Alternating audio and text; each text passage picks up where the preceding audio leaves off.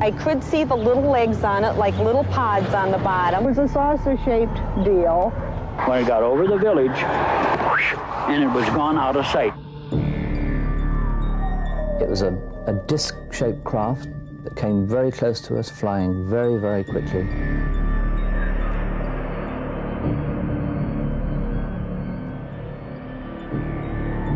It appeared to be of a pyramid or tetrahedral shape, and it was observed by thousands of witnesses. I seen it. I know what I've seen. I'm a believer in it.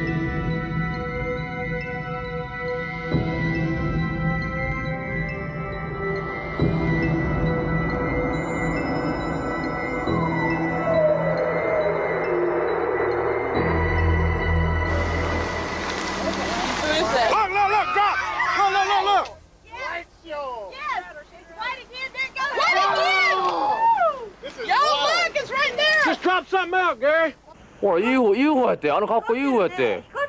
UFO-했다래. Ontzettend groot. Ja. Heel klein. Oh, het heeft er allemaal op staan. I am Willem Heister. I made this recording. I'm the owner of the camera. I'm a lieutenant colonel in the Dutch army, also a military psychologist. Unidentified flying objects are usually dismissed as fantasy, but sightings are often reported by highly credible witnesses. They have even been seen by 2 British policemen. Patrol car Delta 9 with PC Roger Willey and PC Clifford Waycott, based at Oakhampton, were out on night duty patrolling the A3072, Hatherley to Holsworthy Road. Precisely 1 minute past 4 o'clock this morning, they sighted an object 400 yards away from them and at treetop level. They reported immediately to Oakhampton Police Station, where further men were brought out. There was no question whatsoever that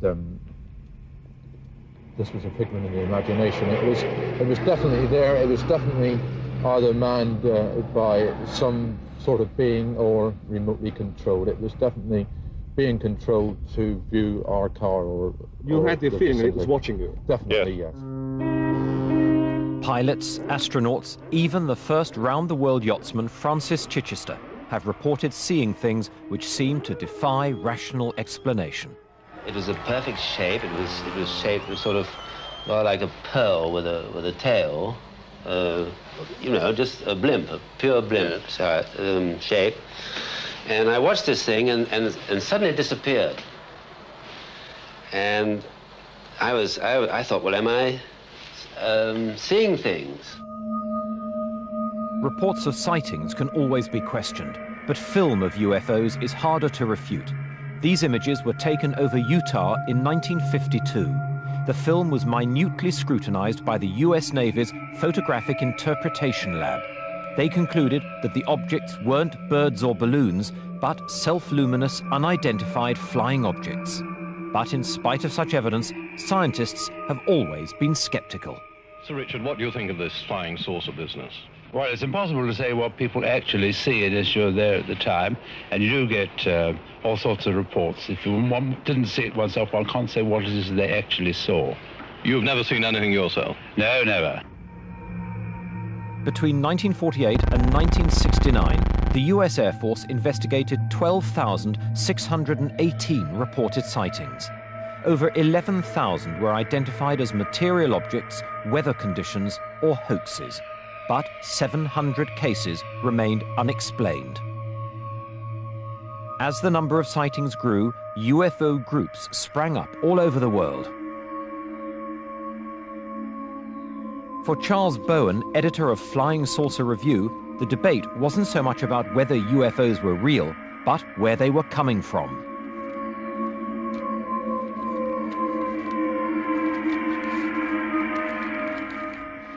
You don't think it's possible that they could come from another planet within our solar system? It is possible, but things seem to point otherwise.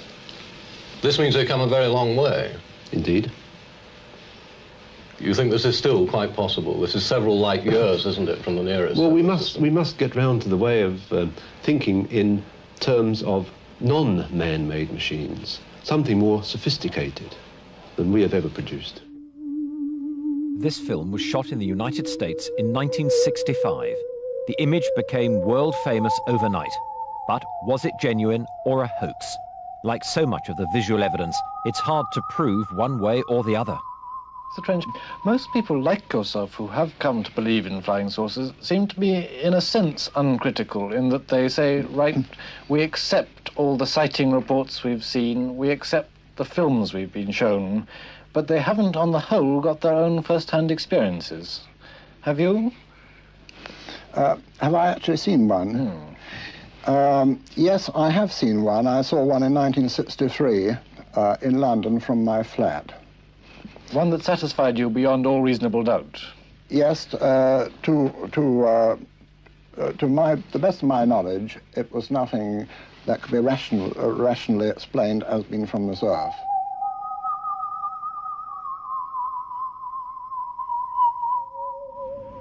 South America seems to be the most active area for flying saucers. Ufologists believe the spacemen may even have bases there in the Mato Grosso and the Andes, and even underwater along the Atlantic coast of Patagonia. In France, an investigator discovered that reported sightings for one September night in 1963 fell in an absolutely straight line from Bayonne to Vichy.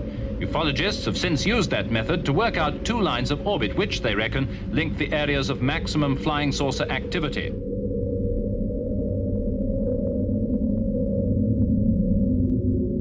Gordon Crackey from the British Foreign Office had his own theories. I think that there is more than one type visiting us. I think there are at least 5. I'm talking of types of beings, not types of craft. There are about 30 types of craft. I think a minimum of 5 types of beings are coming, and possibly 8. And I think that some of them may be friendly and some may not be.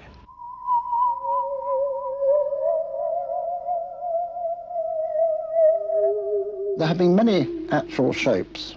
The cigar shape, which are usually the parent craft. There have been disc shape, many disc shape.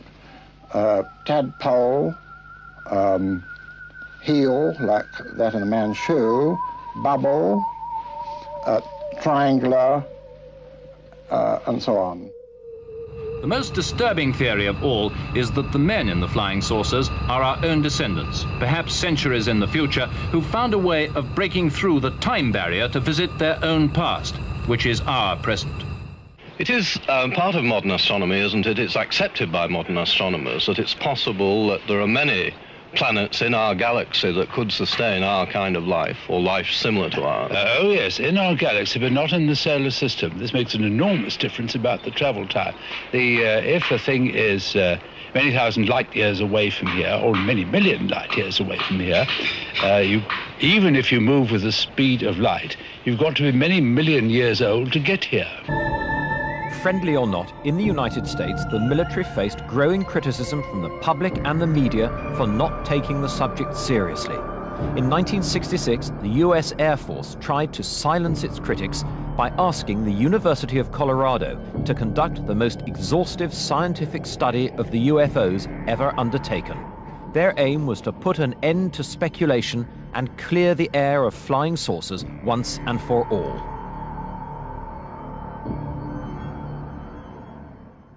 Author and UFO expert Timothy Good has closely studied the Air Force report. If you actually read the scientific study, which is a very, very long book, it's quite clear that a relatively large percentage of the cases investigated by specialists, by scientists in specific disciplines, were unexplainable. I think something like 30% of the 117 cases examined by the Colorado University Commission were unexplainable. The report satisfied the military establishment, but it didn't stop the sightings.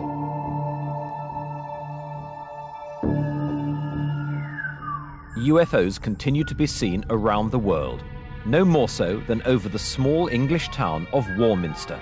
During the 60s, it became the UFO capital of the world.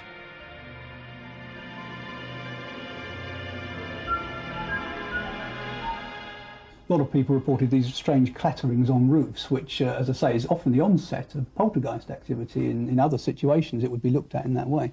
And there were many sightings of people down outside the towns. People would be sort of walking in the fields, and they'd see someone who would just fade away or disappear, very ghost-like.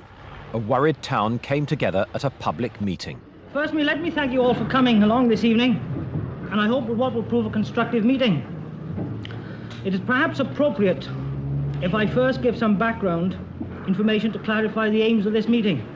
I called the meeting because some people said they'd seen things, and in the local paper they'd written a letter, and then some other individuals ridiculed these good people, saying they ought to take more water with the whiskey.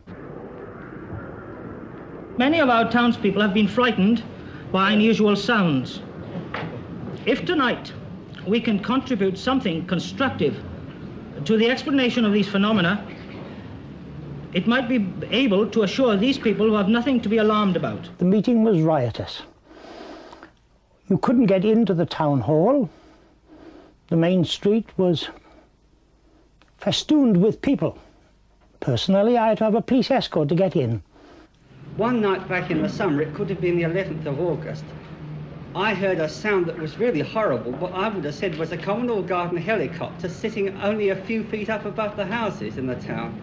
At 4:45 in the morning, I was wakened by this dreadful droning sound. Would you like to speak up? And I went to the bedroom window, and I saw this brilliant object.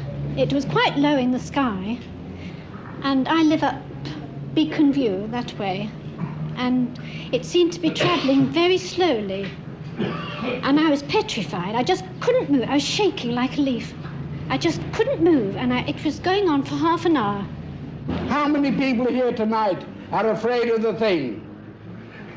How many of you?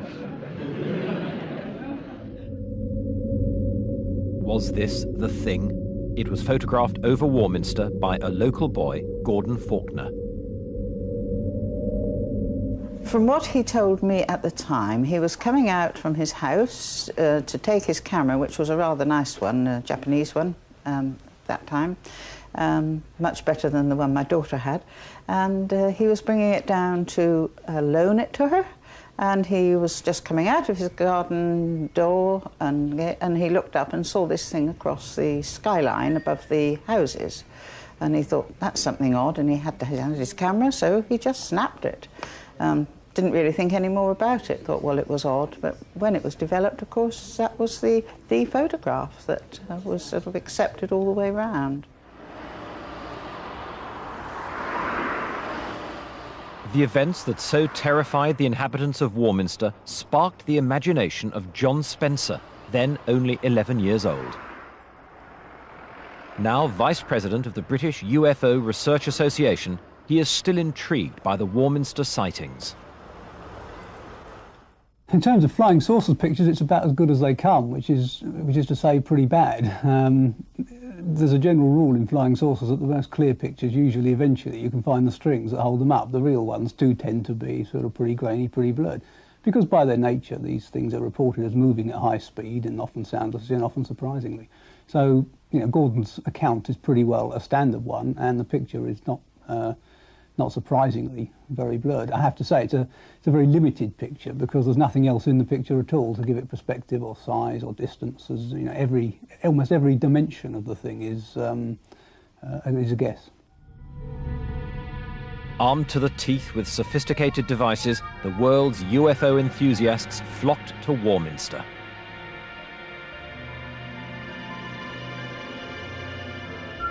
Every night, sky watchers crowded onto the hills, determined to catch a glimpse of an extraterrestrial.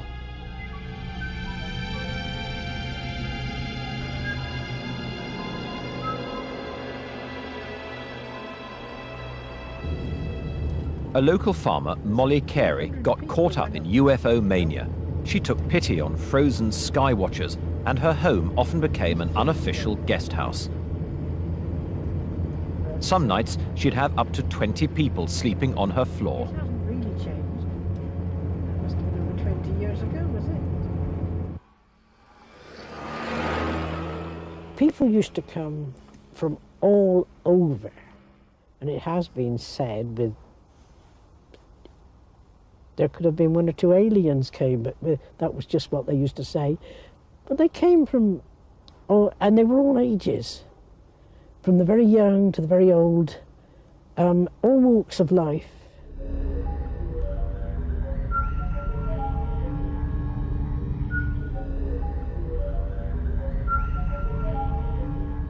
I remember the UFO flap down in Warminster. Back in late 1964, I think it started, and it went on through 1965 through 1967.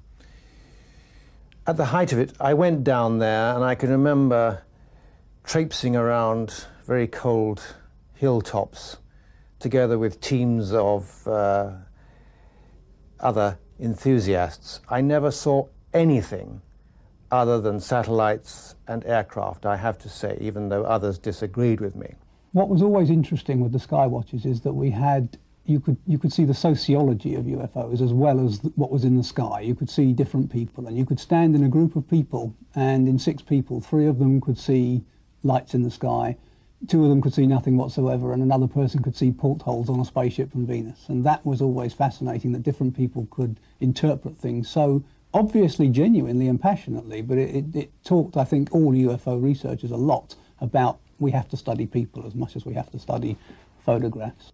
30 years after the famous photo of the thing appeared, John Spencer had a call from a friend of Gordon Faulkner claiming the photo was a fake. Gordon Faulkner and I did some experiments with little models made out of milk bottle tops and buttons, and I can't remember exactly what they were made of, but they were all small. They were trying them in the air, taking photographs, trying to get a rough idea as to how small it could get. The film being developed by somebody local. According to Roger, Gordon and he and others involved, indeed he thought people working here in the Warminster Journal at the time, got together to play a practical joke on the then owner, Charlie Mills. Roger makes the point that, considering the fuss that had been going on in Warminster, he believes that Charlie Mills knew this was a joke, because here it is, it's a tiny little paragraph here, and it's right next to Mrs. May Butterworth advertising for someone to take over the job of counting wildfowl on Sheerwater in the winter months. In other words, there's been no fuss made about it, considering the apparent value of this, and considering the extraordinary spread that came in the Daily Mirror when Arthur Shuttleworth took it to the Daily Mirror within the next day or so.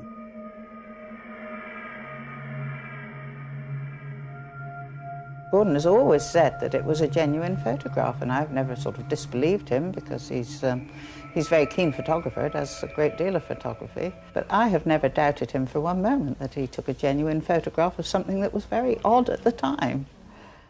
If anyone can prove that Gordon Faulkner is telling the truth or lying, or that Roger is telling the truth or lying, it won't make any difference to the impact this photograph had. Whether it was milk bottle tops and buttons, or whether it was a genuine UFO, the picture centred attention on Warminster.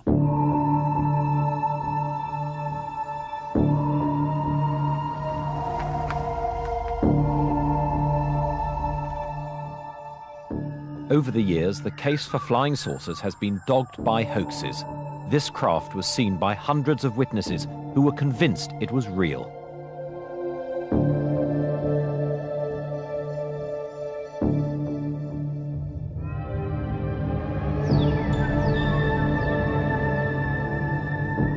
In reality, it was just an elaborate April Fool's Day joke to publicise an airline.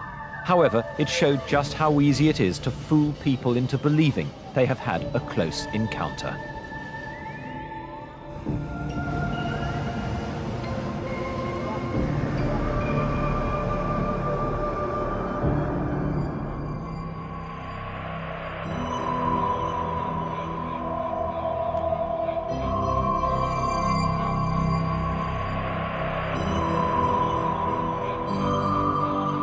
Photos and fleeting sightings can easily be explained away, but in the 1980s, the story took on a new dimension. Strange crop circles began to appear in Wiltshire, England, just a few miles from Warminster, the centre of UFO activity 20 years earlier. Even some die-hard skeptics were puzzled.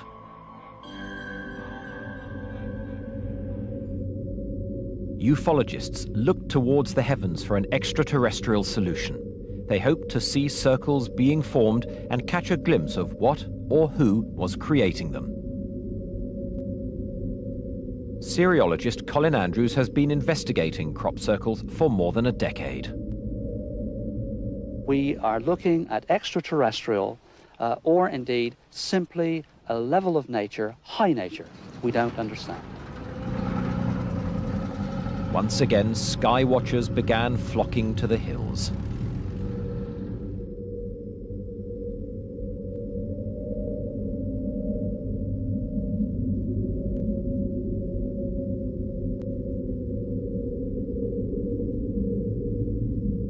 I believe that the UFO phenomena and the crop circles are totally connected, and it's to reawaken an ancient knowledge that we've forgotten.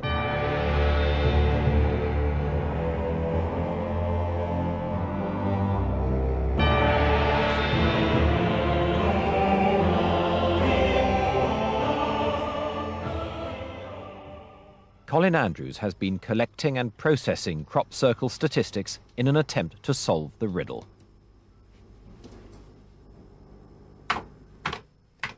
This is indeed a mystery. I've worked with at least 50 scientists and engineers on this over the last nearly 10 years, and there's nobody in the world that's anywhere near an answer to account for this. I believe we're looking at some form of intelligence.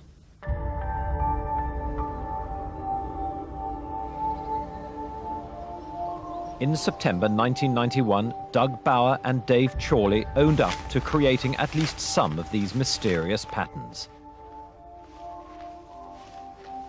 We wanted to make the UFO societies think that a UFO had landed, you see. And after a few years, they didn't know whether to believe it or not. And as the years rolled by, we started doing certain patterns. And as you see today, we've got quite complicated in them. At certain times of your life, you love to take somebody for a ride, don't you? If it's not doing any harm. And I didn't see it doing any harm. A relationship was originally perceived between UFOs and crop circles. It was thought that the crop circles were UFO landing sites. Only at the very beginning, when the first sighting of a crop circle was found, it was circular, and it was UFO researchers that investigated it. If we believe the claims of Doug and Dave, who say that they actually manufactured crop circles, the first elaborate pattern that they went for was a sort of one major circle in the middle and 4 outriders at the edge. And they said that they deliberately created that in the shape of the lunar module to make it look like something had landed. The experts weren't so easily fooled. It's an obvious, it's absolutely obvious. This here, you see, it's not consistent at all with the genuine phenomenon. To this day, the crop circle controversy continues. An amateur cameraman captured on film this shiny object flying up from the corn. Could this be an extraterrestrial explanation for the crop circles? Let it go.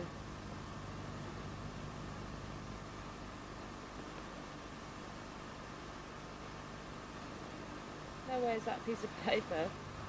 It's a bird. What? A shiny bird?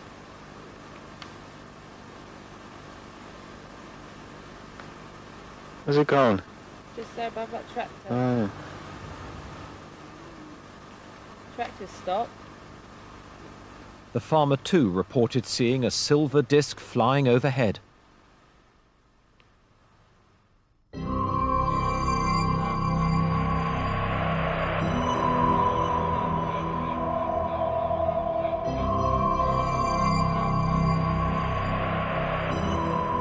In the late 1980s, the ufologists' attention switched to Florida and the town of Gulf Breeze. Over the dunes. Oh my God. There she is. There she is, right there. Oh my God. In 1987, this small coastal town in America was overtaken by UFO fever.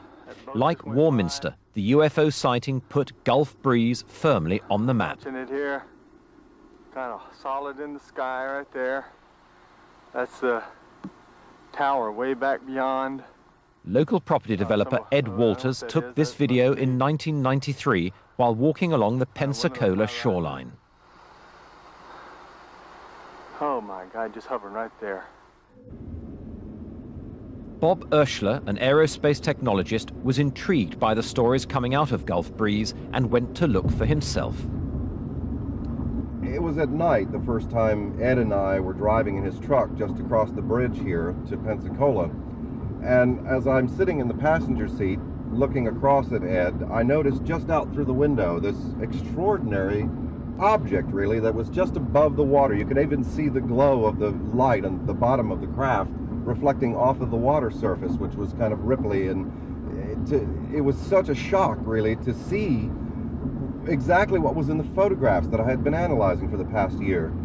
And I'm asking Ed, what is that? And he's looking out the window, and he's excited as I am, because this is the first time anyone else has been with him when he actually saw, much less photographed, one of these objects.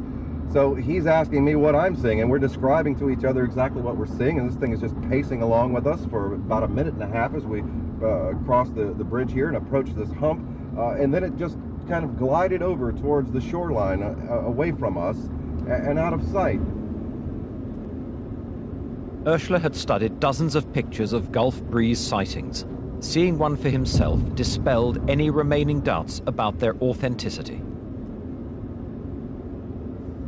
It was no longer an issue of, was it real?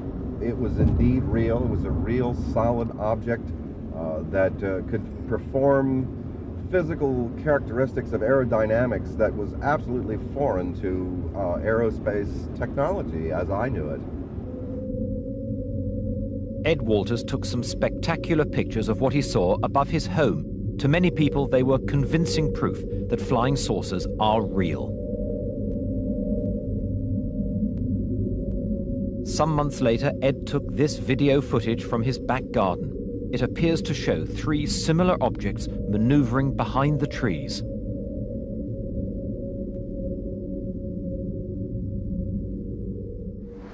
Oh, look, it's brighter. Some of his neighbors also captured extraordinary images. These were taken by Anne and Bruce Morrison.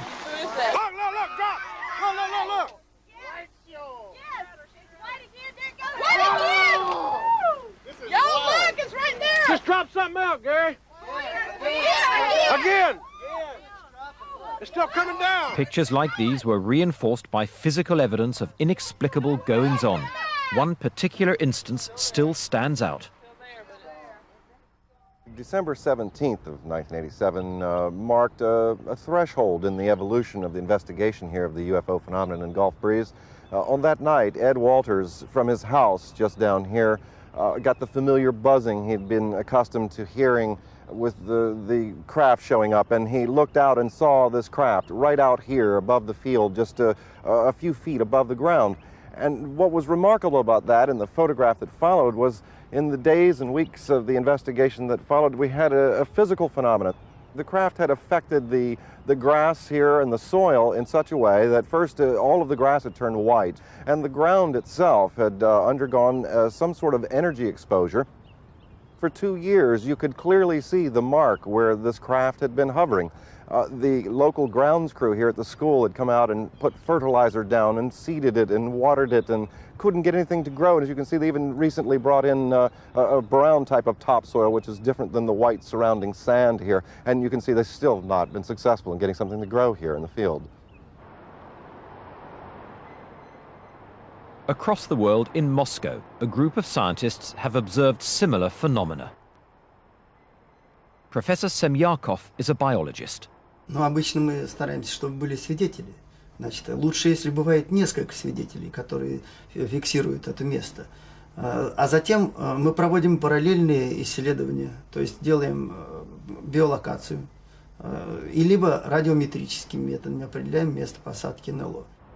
He's studied dozens of sites where UFOs are said to have landed. One he's looked at in detail is just outside Moscow. Там характерно было то, что была вдавлена почва, как бы огромный каток был поставлен на почву диаметром 4 метра. Почва была вдавлена на 5 сантиметров. Это пока говорит о очень большом весе НЛО. И НЛО представляло собой, как по следам, по рассказам очевидцам, колбу. Эта колба была как бы на ножке, стояла на поляне и возвышалась даже над лесом на 5 метров. He has also conducted experiments using insects. И что для этого пришлось сделать небольшой аппарат. Он заключался в том, что мы взяли камеру, в этой камере была мембрана, и в эту камеру помещались мухи. Но мухи какие? Дрозофилы, бескрылая линия. Мухи могли только бегать по этой мембране, но не могли летать. Далее шел усилитель, и все это прослушивалось наушниками. Получалось так. Достаточно было, вот в частности, эти исследования проведены также в Шарапе-Охоте, было достаточно войти в зону посадки НЛО, как мухи возбуждались. Достаточно было выйти из зоны посадки, мухи опять затихали. Обычно в темноте, в камере, в которой они находятся, они ведут себя тихо и не двигаются. Таким образом, мы можем создать и биоиндикатор, который работает на основе использования насекомых, которые очень чувствительны к различным полям и изменению полей. Many UFO sightings take place near military installations. One of the best documented was at a US Air Force base in Suffolk, England in 1980. Guards reported seeing a strange object in the forest. A patrol was sent out. The following extracts are taken from a recording made at the time. Slow down. Where? Right in this position here. Straight ahead in between the trees. What is it? We don't know, sir. So you're going to try us? Yeah, it's a strange, small red light. We're about 150 or 200 yards from sight. Everything else is just deathly calm. There's no doubt about it. There's some type of strange flashing red light ahead. It's yellow. I saw a yellow tinge in it too. Weird. It appears that he may be moving a bit this way. It's better than it has been. Yellow. It's coming this way. It is definitely coming this way. The two pieces of it are showing off.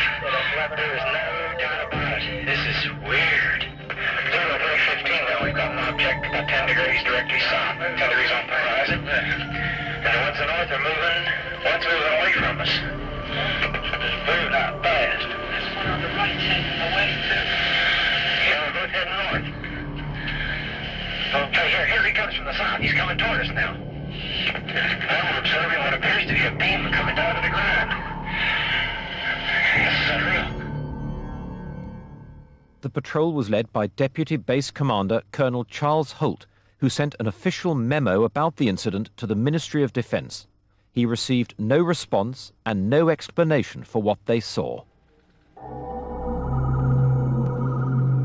In March 1990, there was perhaps one of the strangest close encounters of all, over Belgium. This time, the Belgian Air Force were able to scramble 2 F-16 fighters to intercept the unidentified intruder.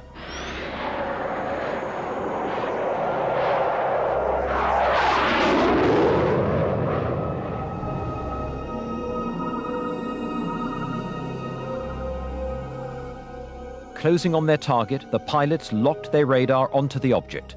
Then something astonishing happened. Within a split second, it accelerated from 280 kilometers per hour to over 1,800 and dropped more than 1,000 meters in altitude.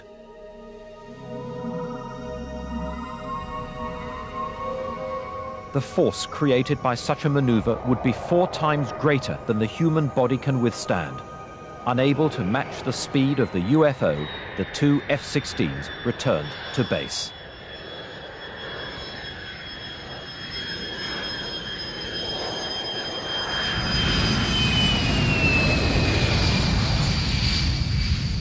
But since the 1940s, over 3,500 pilots have reported seeing UFOs. Now retired, former British Airways captain Graham Shepherd can finally talk openly about his UFO experiences. On the 22nd of March 1967, we were returning from Gibraltar to London.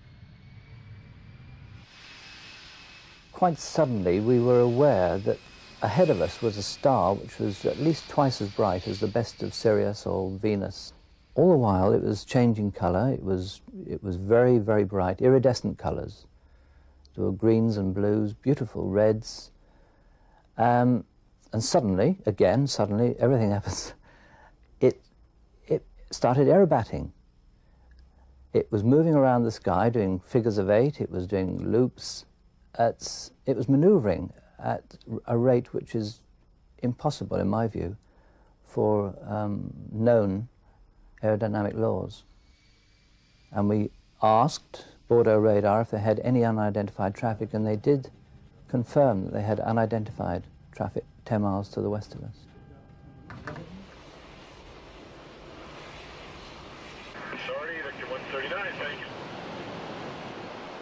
Pilots, better than anybody else, know there is often a rational explanation for a phenomenon they see in the skies.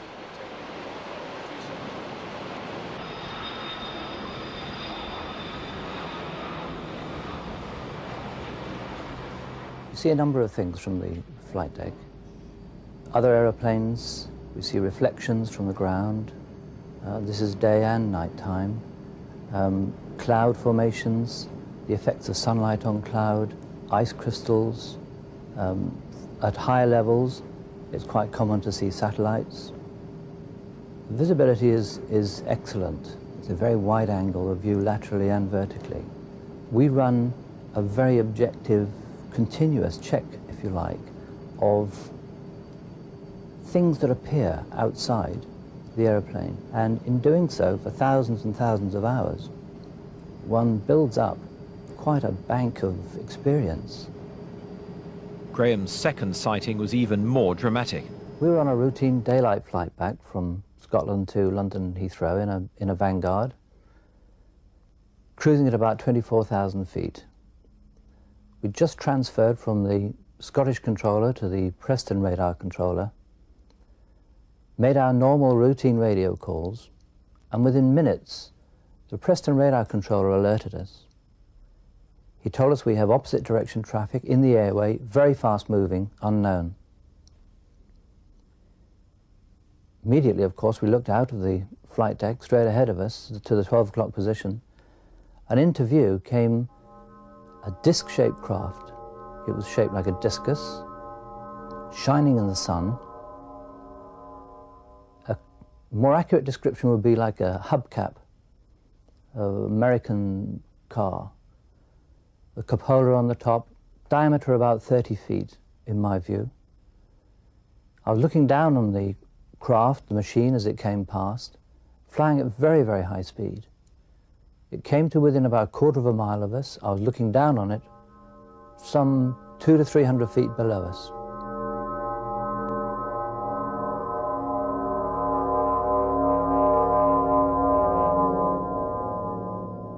There are two very curious things. First of all, there was no shockwave from this machine. It was close enough, in my experience, it was close enough to give us quite a bump, a noise and a bang as the shockwave passed us. Secondly, we made no attempt to report an air mist, a near collision, or file an air safety report.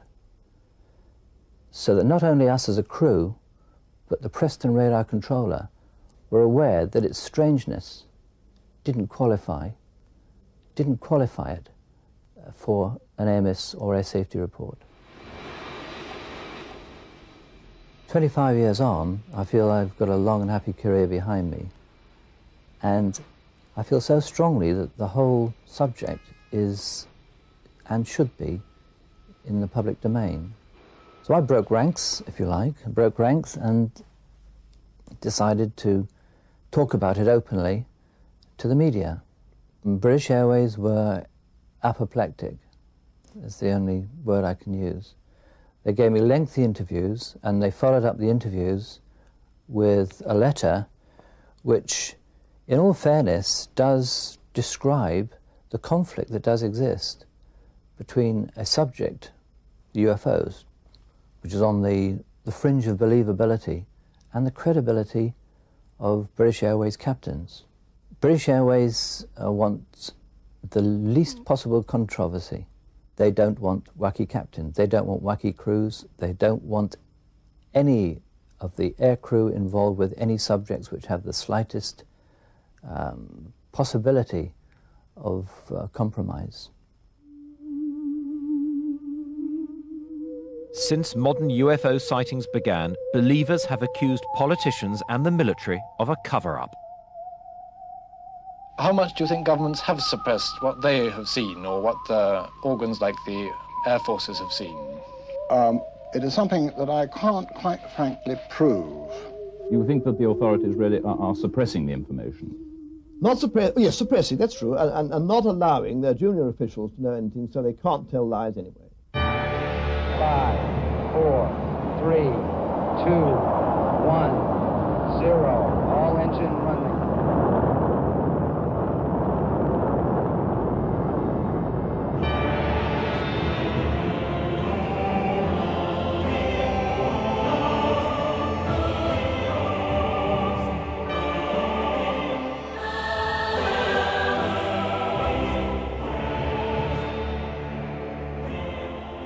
Mankind is only a fledgling traveller in space, but in just 30 years we've already landed men on the moon and sent probes to other planets. Are we really the only people out there?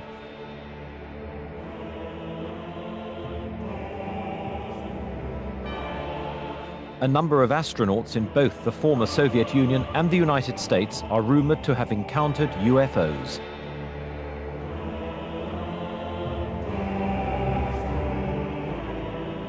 Armstrong is reported to have seen a UFO, or 2 UFOs, on the moon, together with Buzz Aldrin. And a number of people from NASA have come forward with that story, including Maurice Chatelain, who was a communications specialist who helped design the Apollo spacecraft. He confirms that both Armstrong and Aldrin did indeed see UFOs on the moon. I'm not a conspiracy freak as such, but the fact of the matter is that there is an officially acknowledged cover-up of the UFO phenomenon, certainly by the United States authorities. This is easily provable because since the 1970s, thousands of documents on UFOs have now been released by the intelligence community.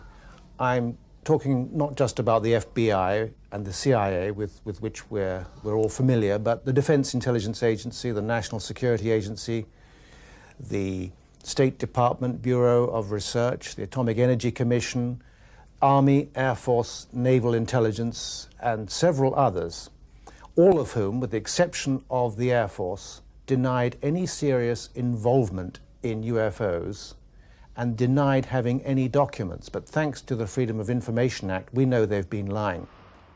In Washington, D.C., the Federation of American Scientists has been campaigning against what it sees as excessive government secrecy. One of the peculiar things about the secrecy problem is that no one really knows just how many classified documents there are. There is no inventory, there's no catalog or index. What we do know are bits and pieces of the problem, and the bits and pieces are quite sizable themselves.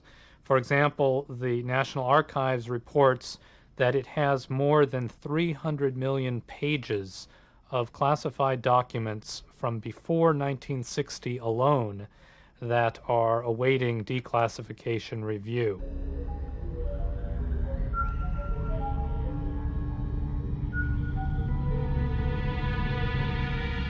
There is a vast quantity of government documentation on the phenomenon of unidentified flying objects of one sort or another. Timothy Good has had first-hand experience of official secrecy. The object that I saw in the sky here in southeast London in 1980 first appeared as a bright point of light, just like Venus or a very bright star. And at first I thought maybe this was an aircraft reflecting the last rays of the sun, because this was at about 4:07 in the afternoon.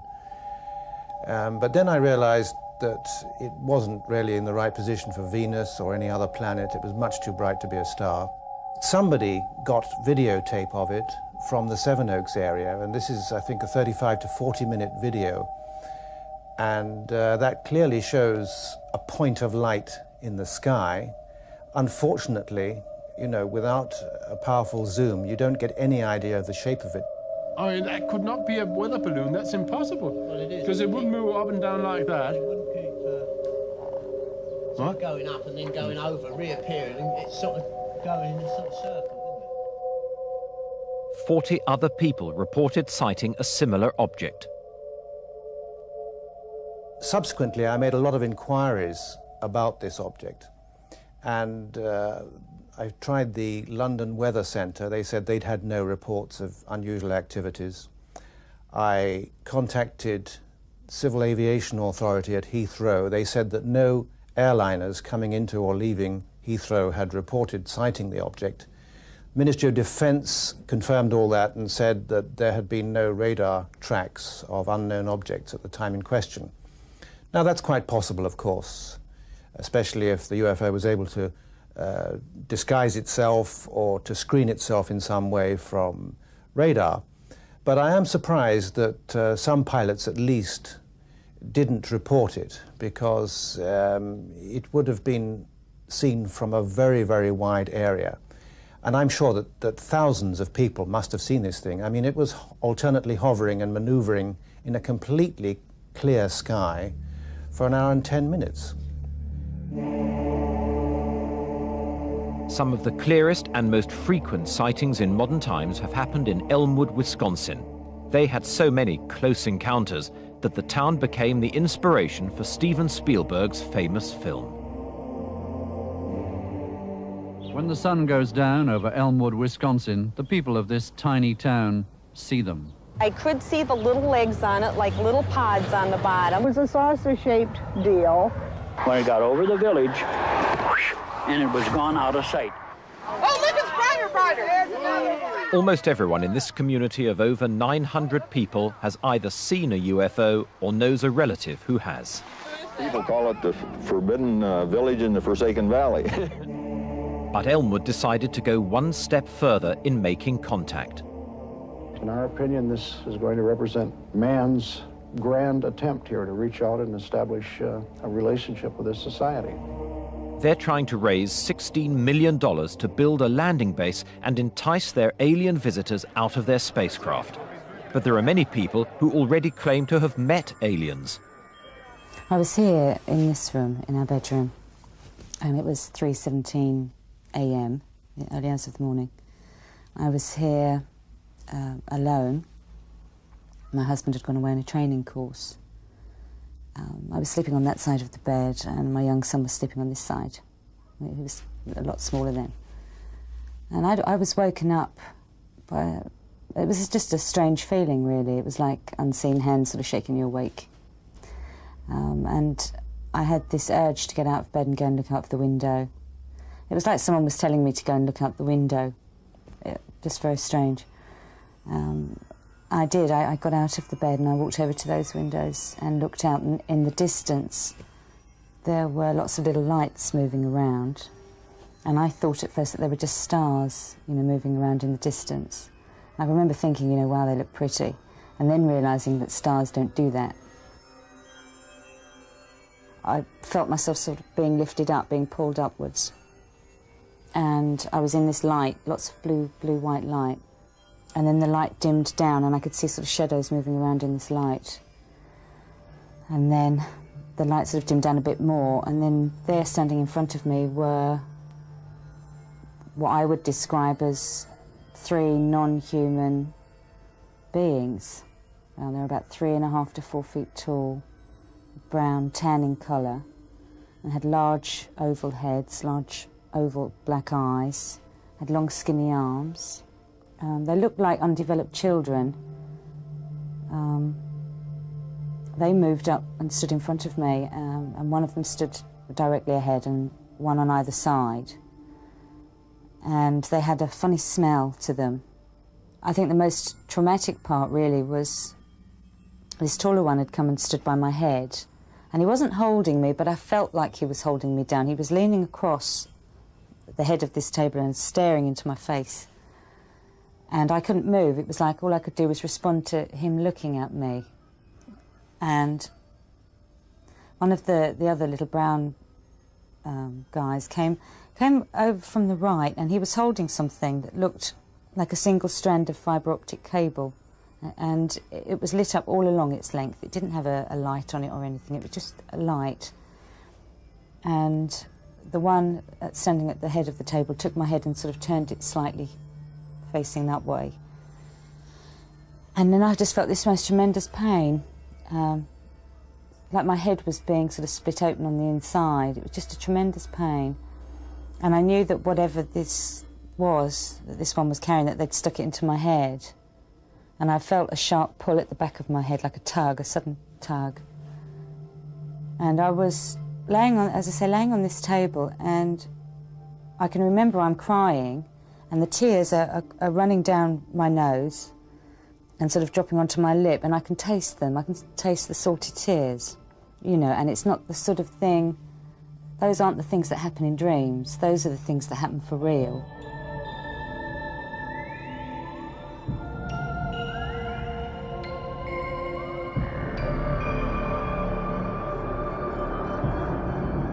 I have experienced vivid dreams like, you know, everyone else, and they remain with you for a while. In fact, they're extremely vivid. But I have never ever woken up from such a dream or a nightmare with hair missing from the back of my head, a small hole in my navel that was leaking fluid, all the bruises where this, you know, pencil thing had touched me, and this overwhelming sort of memory of smells and sounds. You know, these are real, as I say, sort of this is real sensory input here, and you just don't get that in dreams. You know, this was real. Whatever level of reality it was definitely real. The nearest star to our planet is 40,000 light years away. Even if we had the technology to get there, none of us would survive the journey. In the 1960s, NASA established the search for extraterrestrial intelligence using huge dishes to scan the airwaves. But despite a few close calls, they're still waiting to hear that vital message from the stars.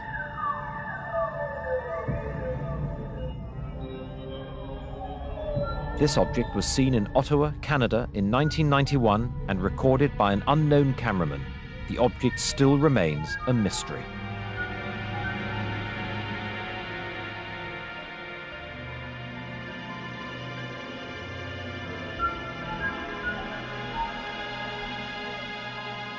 As the camera moves closer, we see what looks like the outline of a flying saucer.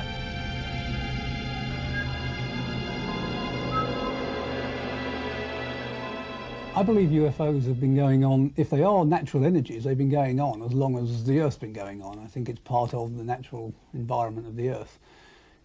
They got a name for themselves in 1947 when Kenneth Arnold saw some in Washington State, USA, and he used this phrase that they were moving like a saucer would if you skipped it across water, and the newspaper reporter then picked that up and used the term flying saucer. I've described that term, flying saucer, as the best advertising slogan in the world because people are still buying the product 40 years later even though they don't know what they're buying. I'm convinced that there is a very fine line between fear of ridicule and official secrecy. And I'm sure that one of the reasons the authorities are loath to get involved in any public discussion of the phenomena is because they're afraid of looking stupid. In 1977, NASA launched the Voyager space probes on a mission to travel into infinity, deep space. On board, they carry a message from the human race.